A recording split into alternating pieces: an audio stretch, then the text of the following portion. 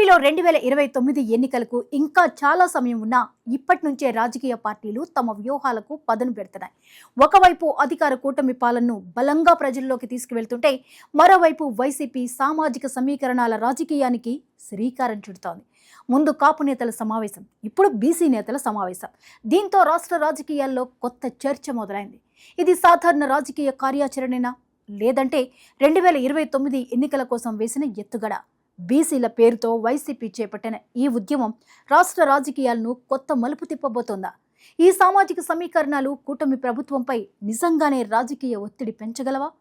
అసలు వైసీపీ సమీకరణాల వెనుక అసలు వ్యూహమేంటి?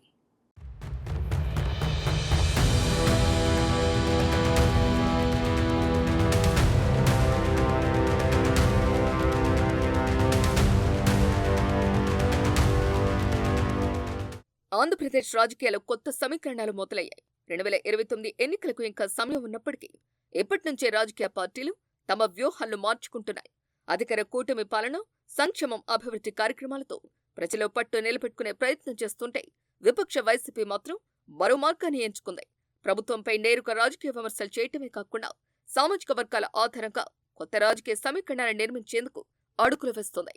ఇటీవల జరిగిన పరిణామాలను చూస్తే వైసీపీ దృష్టి మొత్తం బలహీన వర్గాలపై కేంద్రీకృతమైనట్లు కనిపిస్తోంది. కొద్ది రోజుల క్రితం వైసీపీకి చెందిన కాపు నాయకులు ప్రత్యేకంగా సమావేశమయ్యారు. ఆ సమావేశం రాజకీయ వర్గాల్లో చర్చకు దారితీసింది. ఇప్పుడు అదే తరహాలో బీసీ నాయకులు కూడా ప్రత్యేకంగా సమావేశమయ్యారు. ఈ సమావేశంలో తీసుకున్న నిర్ణయాలు చూస్తే ఇకపై ప్రభుత్వాన్ని బీసీ అంశాలపై నిరంతరం ప్రశ్నించాలని వైసీపీ నిర్ణయించినట్లు స్పష్టమవుతుంది. ఎన్నికల్లో బీసీలకిచ్చిన హామీలు ఏమయ్యాయి, ఆ హామీలో ఎన్ని అమలయ్యాయి, బీసీలకిచ్చిన ప్రాధాన్యత ఎంత అనే అంశాలను ప్రజల్లోకి బలంగా తీసుకెళ్లాలని నిర్ణయించారు.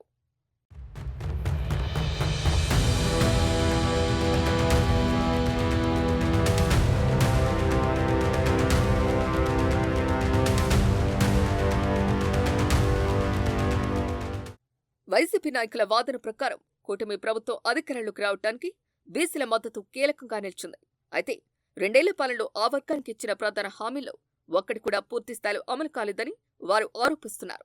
ఎన్నికల సమయంలో చెప్పిన మాటలు ఒకలా, ఇప్పుడు అమలు చేస్తున్న విధానం మరోలా ఉందని విమర్శిస్తున్నారు. ఈ విషయాన్ని గ్రామస్థాయి నుంచి రాష్ట్ర స్థాయి వరకు ప్రజలు తీసుకెళ్లేందుకు ప్రత్యేక కార్యాచరణ రూపొందించారు. అందులో భాగంగానే వచ్చే నెల విజయవాడలో భారీ బీసీ సభ నిర్వహించాలని నిర్ణయించారు. ఈ సభను కేవలం రాజకీయ సమావేశంగా కాకుండా బీసీల హక్కుల కోసం నిర్వహించే ఉద్యమ సభగా మార్చాలని వైసీపీ భావిస్తోంది. రాష్ట్రం నలుమూల నుంచి బీసీ నాయకులు, కార్యకర్తలు, ప్రజాప్రతినిధులు ఈ సభకు హాజరయ్యేలా ఏర్పాట్లు చేయాలని నిర్ణయించారు. విజయవాడ సభతో ఆగిపోకుండా ఆ తర్వాత జోన్ల వారీగా సమావేశాలను నిర్వహించి ప్రతి జిల్లాలో బీసీల సమస్యలను ప్రజలోకి తీసుకువెళ్లాలని కార్యాచరణ సిద్ధం చేస్తున్నారు. ఈ సమావేశంలో మాజీ మంత్రి జోగి రమేష్ చేసిన వ్యాఖ్యలు రాజకీయంగా చర్చనీయాంశమయ్యాయి. బలహీన వర్గాలు అన్నీ ఒక్కటిగా నిలబడాల్సిన సమయం వచ్చిందని ఆయన అన్నారు. ఎస్సీలు, ఎస్టీలు, బీసీలు, మైనార్టీలు, ఇలా వెనుకబడ్డ వర్గాలు అన్నీ ఒకే వేదికపైకి వస్తేనే తమ హక్కులను కాపాడుకోగలమని చెప్పారు. ఇకపై ఈ వర్గాలపై జరుగుతున్న అన్యాయాన్ని ప్రశ్నిస్తూ రాష్ట్ర వ్యాప్తంగా ఉద్యమాలు నిర్వహిస్తామని ప్రకటించారు. అంతేకాదు డిప్యూటీ సీఎం పదవిని కూడా ఆయన ప్రస్తావించారు. 2014 నుంచి 2019 వరకు చంద్రబాబు ప్రభుత్వంలో బీసీ నాయకుడు కెఈ కృష్ణమూర్తి డిప్యూటీ సీఎంగా పనిచేస్తారని గుర్తు చేశారు.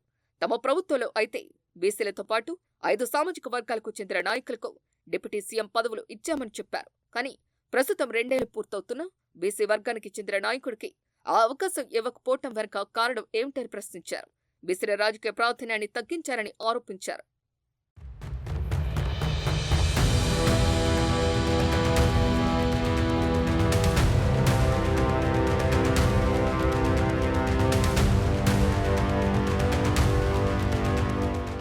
మాజీ మంత్రి పిల్లి సుభాష్ చంద్రబోస్ కూడా ప్రభుత్వంపై తీవ్ర విమర్శలు చేశారు.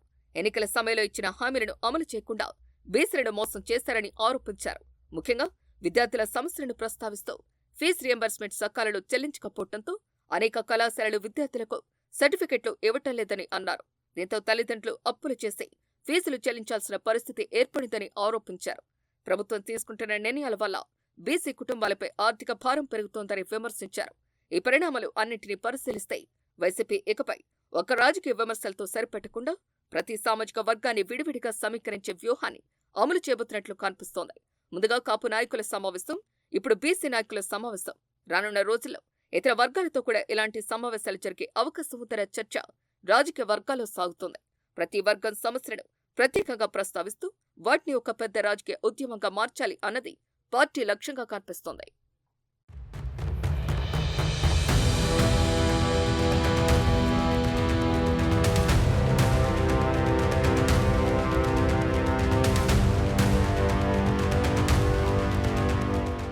మరోవైపు అధికార కూటమి మాత్రం అభివృద్ధి సంక్షేమ పథకాల అమలే తమ బలమని చెబుతోంది. ఎన్నికల్లో ఇచ్చిన హామీలను దశలవారీగా అమలు చేస్తున్నామని ప్రభుత్వ నేతలు ఇప్పటికే పలుమార్లు స్పష్టం చేశారు. ప్రజలు తమ పాలనను విశ్వసిస్తున్నారని, ప్రతిపక్షం చేస్తున్న ఆరోపణలకు వాస్తవాలతో సమాధానం చెబుతామని కూటమి నేతలంటున్నారు. అయితే రాజకీయంగా చూస్తే బీసీ వర్గం ఆంధ్రప్రదేశ్ ఎన్నికల్లో అత్యంత కీలకమైన సామాజిక వర్గాల్లో ఒకటి.